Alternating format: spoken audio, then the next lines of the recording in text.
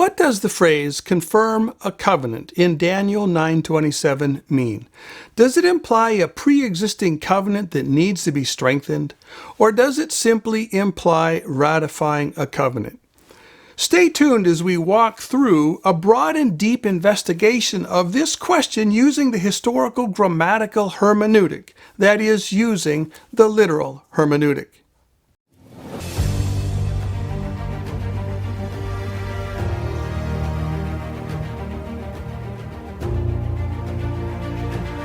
Hi there, I'm Lee Brainerd. Welcome to Soothkeep and another edition of Prophecy in the Crucible. My mission is truth.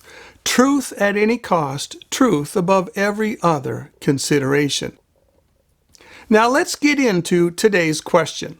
A few prophecy teachers have raised a controversy over the meaning of the phrase Berit Higbir in Daniel 9:27, claiming that it must mean confirm an existing covenant because the word confirm implies the prior existence of a covenant. Folks, this is a big mistake. The phrase Berit Higbir simply means to confirm or ratify a covenant. There's no implication of any covenant or treaty or agreement proceeding.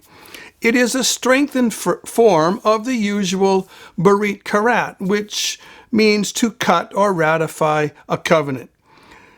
The use of the verb gaber here in this construction signifies that the covenant is ratified with an unusual amount of domination, power, and force. Now, this point is easily verified if we will just take the time to invest some elbow grease in the applicable source materials. In this investigation, we are going to examine the testimony of the English dictionaries on the meaning of confirm when used with things like covenants and treaties and agreements. We're going to look at the testimony of the English and German translations of the Bible.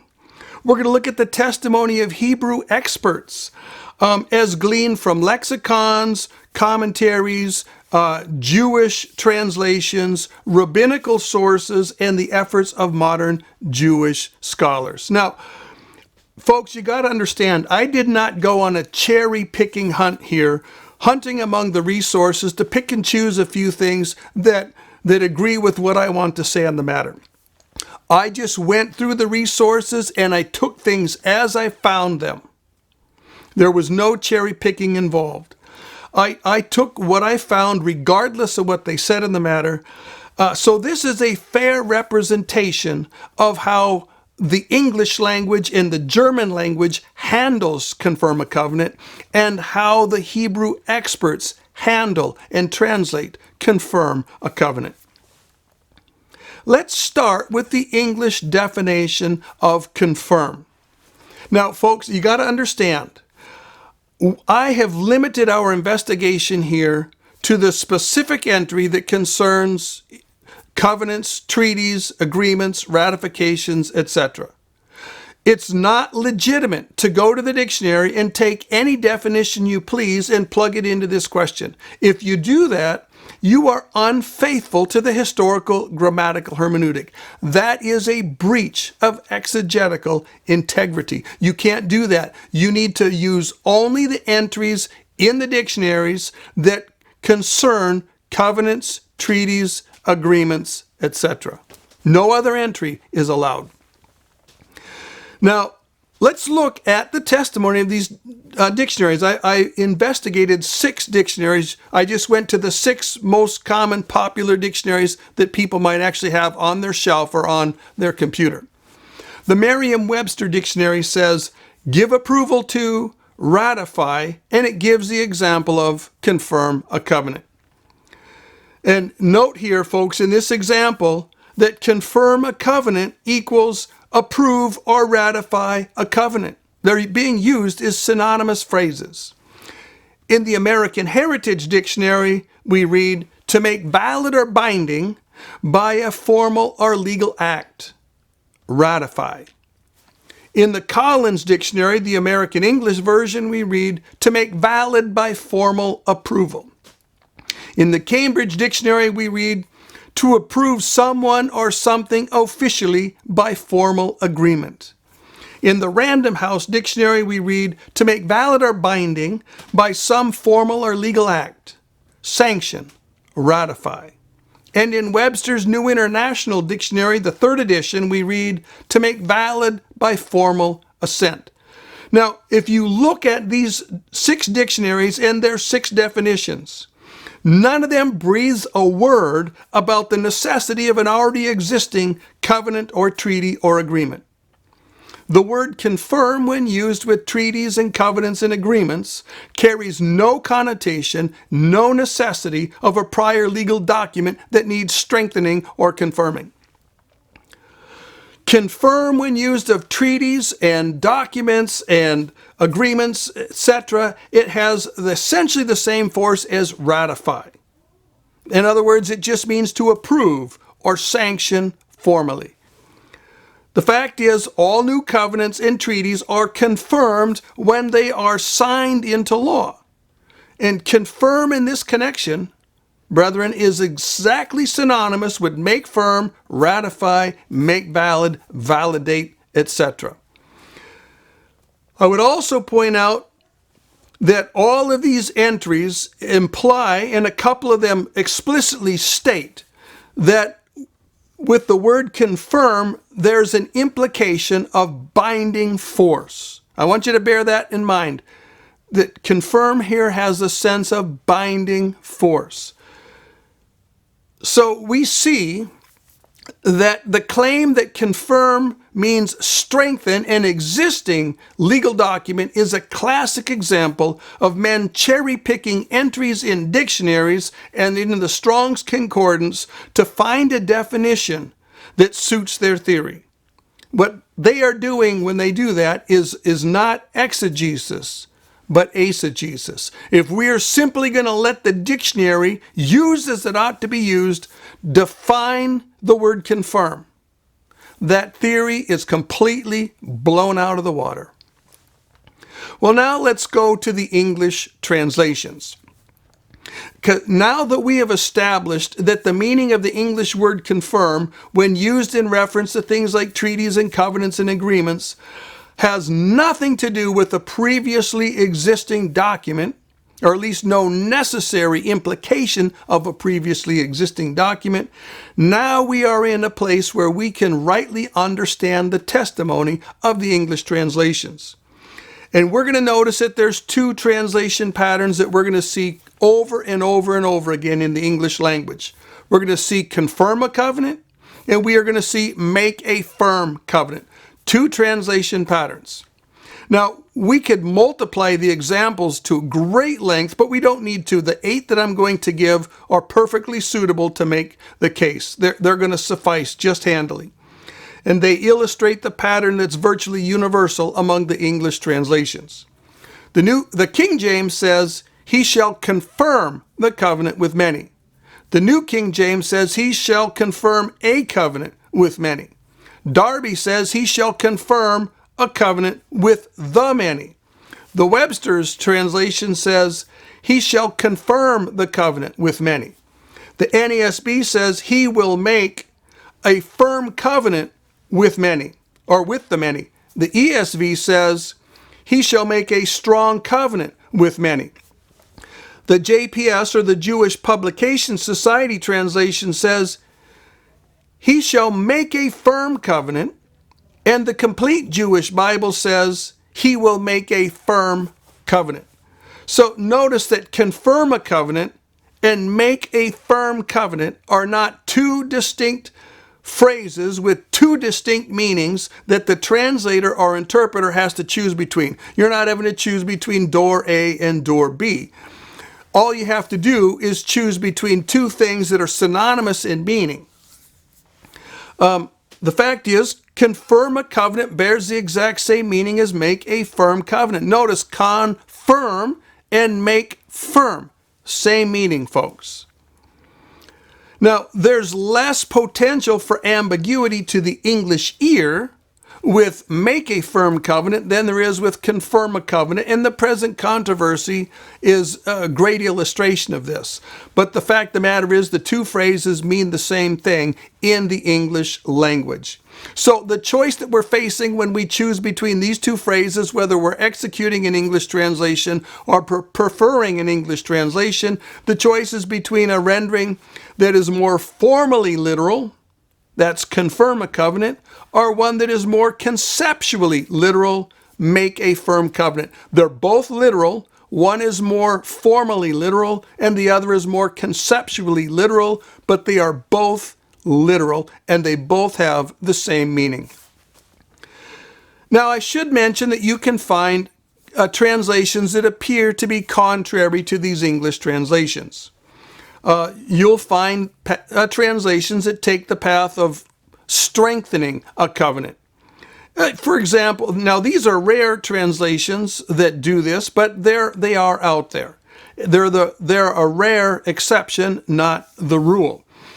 Martin Luther's translation is an example, and so is Young's literal translation. But folks, the presence of this translation does not prove that the translators intended to convey the idea of strengthening a prior treaty or a prior covenant. All it has to mean is that they are making a strong covenant, that they are forging a covenant, that they are forcing a covenant. And I think that that's where most of the people that have gone in the path of translating by strengthening a covenant, that's the direction they're going, whether they make that translation in a translation or they make it in a commentary. They're going down the path not of strengthening an existing covenant, but of forcing or forging a covenant. Now, one thing I want to illustrate here with all these different English translations I've given, you do yourself a tremendous favor if you use a variety of relatively modern literal translations. It gives you a distinct advantage in determining the correct sense and the correct translation of any passage. And you'll also begin to see times where it looks like the translations are actually going in different directions. They're not really going in different directions. They're just looking at the same thing from a different angle.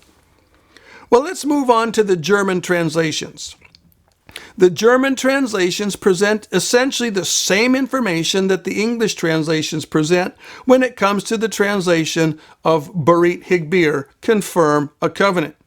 But they also convey some information that's implied in the verb, which the English translations typically fail to bring out. I'm going to give 6 translations that illustrate this point. The first is the Elberfelder. Wird einen festen Bund mit den vielen schließen. He will close, that is, make a firm covenant with many. The Schlachter Bibel. Man wird vielen den Bund schwer machen. One will make the covenant difficult for many.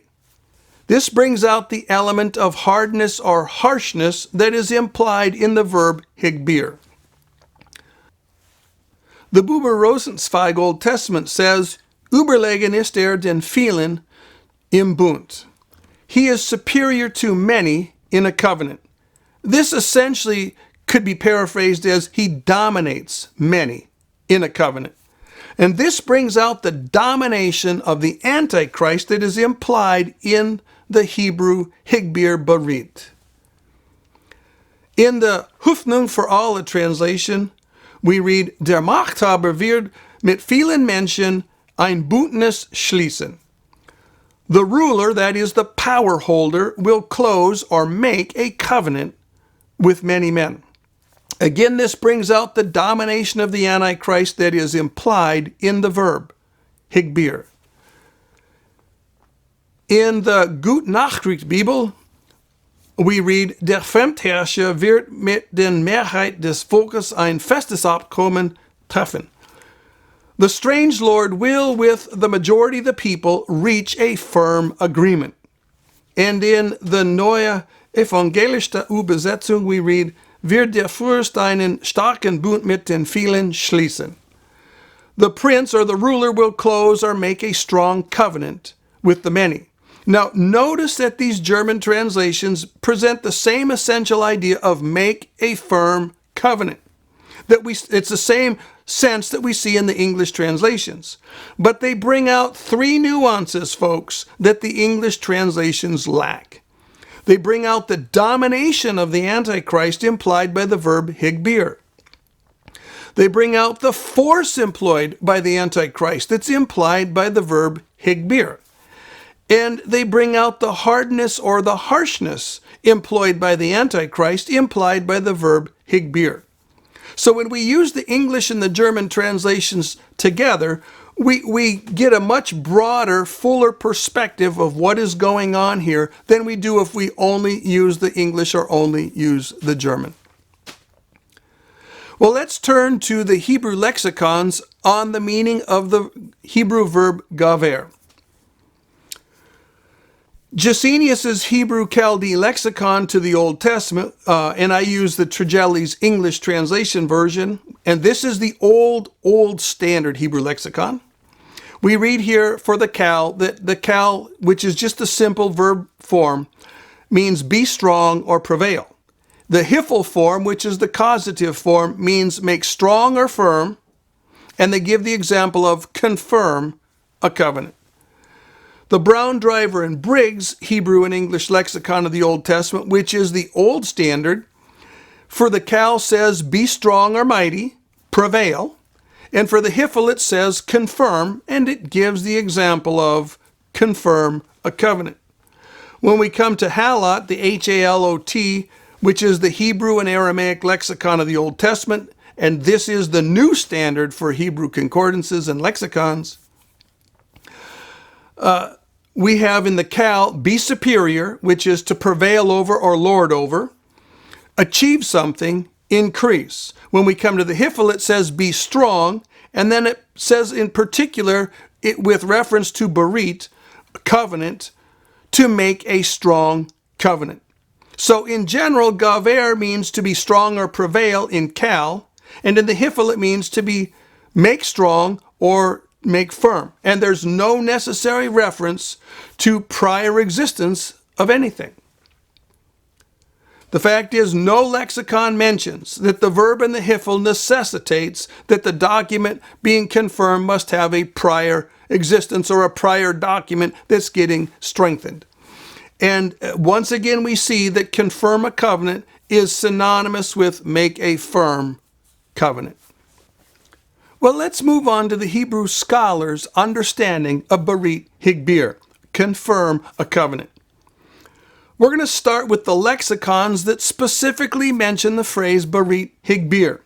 The first that we're going to examine is Wilhelm Gesenius's Hebräisches and Aramäisches Handwörterbuch über das Alte Testament, which is the German version of Gesenius's well-known lexicon.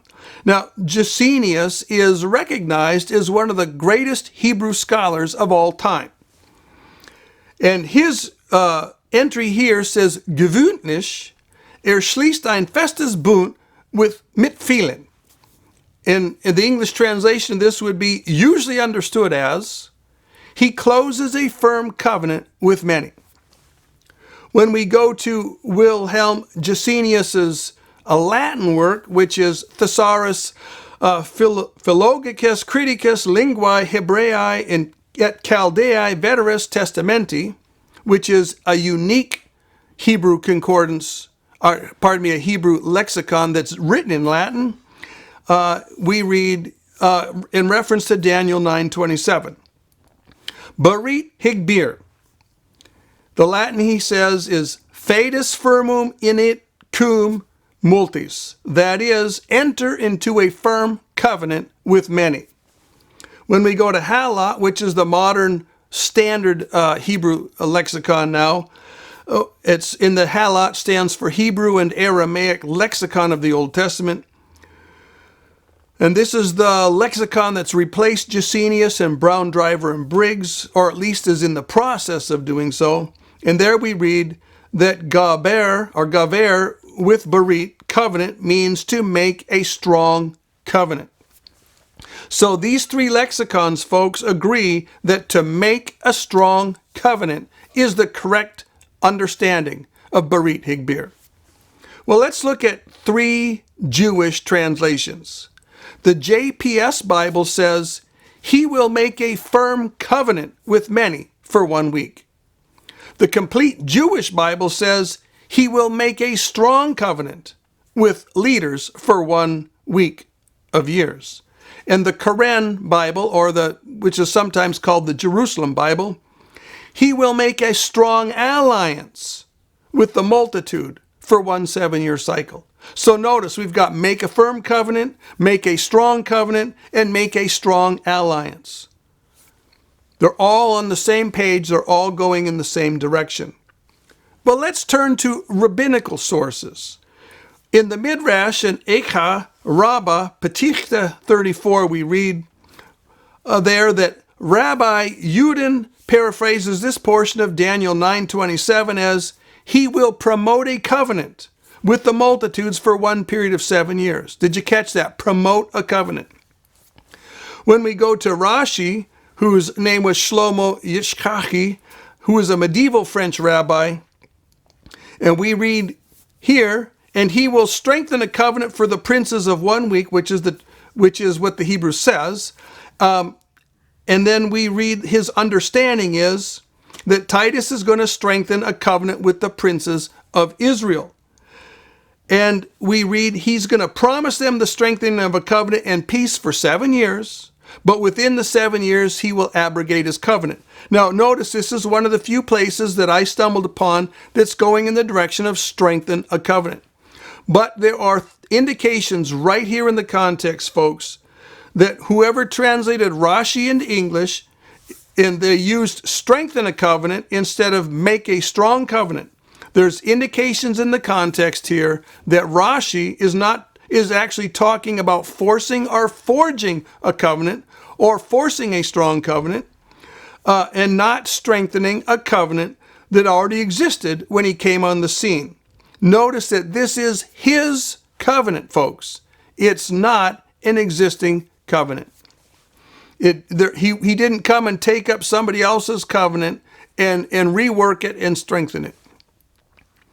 Well, let's move on to the modern Jewish sources. At Chabad.org website, under the Torah texts, we read in the Steinsaltz Ketuvim on Daniel 9:25.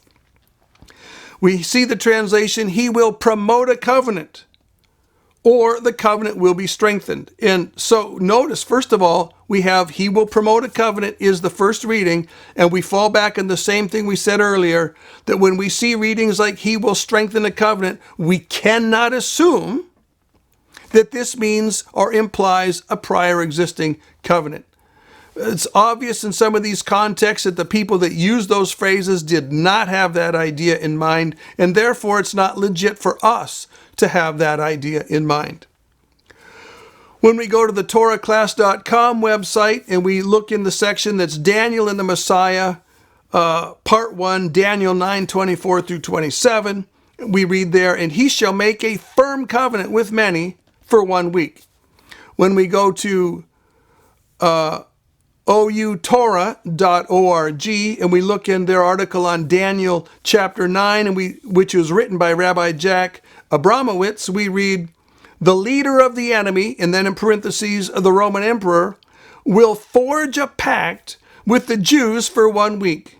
And then he has in parentheses, i.e. 7 years. So notice, he here sees forging a pact or forging a treaty or forging a covenant. The use of the word forge here is bringing out this force, this power, this domination that's implied by the Hebrew verb higbir. Now, when we come to the commentaries that are more well known in the English language, we're going to find the same kind of information presented, the same translation, the same concept, that this is confirm a covenant in the sense of make a strong or make a firm covenant. Well, let's start with Kylan Delitzsch.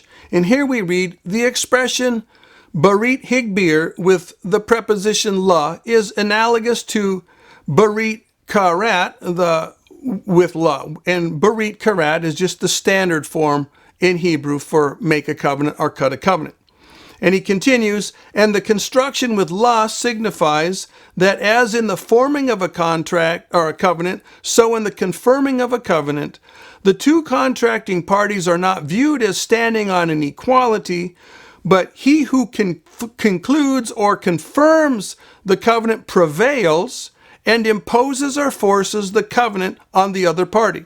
So notice, we have here the same thing that's been brought out in all the other sources that we're looking at. The confirming party forces or imposes the covenant on the other party. When we look at the evangelical exegetical commentary on the book of Daniel that was written by J. Paul Tanner, we read, the text does not tell us the exact nature of this berit, but apparently the Antichrist either coerces or forces Israel, the many in Daniel 9:27, to agree to the terms of this berit. So, in other words, the summary here is the confirming party forces the many to agree to the terms of the covenant. When we go to John Goldingray's commentary on Daniel, we read, and a covenant will prevail with the multitude for 1/7. Now, he gives technical reasons why he prefers the covenant will prevail rather than he will force the covenant. But this doesn't really change what's actually going on, and it doesn't change the contextual fact that the Antichrist will, through this covenant, force his will upon the Jews. It just approaches it from a different angle. From one angle, we're translating he will forge or he will force a covenant. From the other angle, a covenant is forced or a covenant will prevail. Now, I want to point out that all of these Hebrew sources that we've looked at can be trusted on the sense of Berit Higbir, confirm a covenant. None of them had a doctrinal dog in the fight as far as this current controversy is concerned. They were unaware of this current controversy. The current controversy didn't even exist. They were merely explaining to the best of their ability, to the best of their knowledge of the Hebrew, what the Hebrew phrase Berit Higbir means. Moreover, the information that I have presented here is not a selective use of evidence. I did not go on a cherry-picking hunt among all the resources and just grabbing what appears to support my view of the situation. I grabbed stuff as I found it, and I presented what they said on the point. So this is a fair presentation and a fair representation of what the Hebrew scholars think on the meaning of Berit Higbir. In conclusion, folks, it is a figment of men's imagination that the Hebrew phrase Berit Higbir means or implies the confirmation of an already existing agreement or treaty or covenant. The Hebrew lexicons and commentaries, the rabbinical treatment, the English dictionaries, and the English and German translations are in agreement that this phrase simply means the ratifying of a treaty with the added nuance of force behind it. The phrase Berit Higbir, confirm a covenant, is a strengthened variation of Berit Karat, to cut or make a covenant, and that's the usual phrase in Hebrew for make a covenant. The strengthened phrase indicates that this treaty is forced upon the many. And you have to understand, brethren, this agreement, this covenant, this treaty is forcefully made and forcefully maintained by a single man who dominates the planet with invincible political and military might. And once again, I want to point out that the English translation, confirm a covenant, is identical in meaning with make a firm covenant. And finally, brethren, this controversy over the meaning of confirm a covenant is a classic illustration of the difference between using the historical grammatical hermeneutic to interpret a phrase in the Bible and using an ad hoc hermeneutic that ultimately will trample on the grammar and the context and the analogy of faith. Believers, the historical grammatical hermeneutic is the most important issue of our day. And to the degree that we depart from the historical grammatical hermeneutic when we're trying to understand the Bible, to that degree we undermine the authority of Scripture. God uses the grammar of the English and German and Greek and Hebrew languages as He found it, folks. We can't stray from grammar without straying from what the Bible's saying. So don't let powerhouse theologies or exciting theories sway you and draw you away from a consistent, earnest application, a robust application of the historical grammatical hermeneutic. So, brethren, when we come across lines or phrases or verses that require explanation, will we seek the answer with a robust application of the historical grammatical hermeneutic? Or will we seek the answer with an ad hoc hermeneutic that relies on a small pile of selective evidence that appears to confirm what we want confirmed? Eyes wide open, brain engaged, heart on fire. We'll see you next time.